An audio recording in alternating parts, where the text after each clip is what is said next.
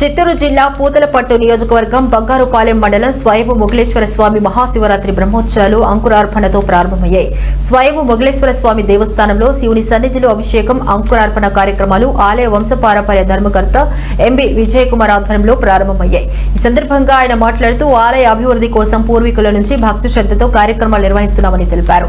దక్షిణ కాశీ పేరొందిన మొగలి దేవాలయాన్ని శివరాత్రి బ్రహ్మోత్సవాలను దర్శించుకోవడం పట్ల భక్తులకు అనేక లాభాలు జరుగుతాయన్నారు. ఫ్రీగా ఉండేట్లు చేయాలని, కానీ రాతి పని చేయాలని వీళ్ళని నేను అభ్యర్థిస్తూ దీన్ని ఈ ఉత్సవాల్లో ఏమీ ఇబ్బందులు లేకుండా మెయిన్ సామాన్య భక్తుల దర్శనం ఫ్రీగా అయ్యేటట్లుగా ఆ యొక్క ధార పెట్టి దానికి అభిషేకం చేయిస్తారు.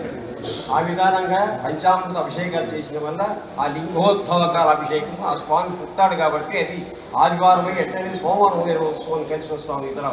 కాబట్టి ఆ విధానంగా విశేషమైన క్షేత్రంలో మీరు ఆ భక్తులు దర్శనం చేస్తే చాలా విశేషం. 11 రోజులు బ్రహ్మోత్సవాలు జరుగుతాయి ఇక్కడ. కాబట్టి మహాశివరాత్రి తప్పకుండా దర్శనం చేయండి. అదే విధానంగానే రథోత్సవం దర్శించి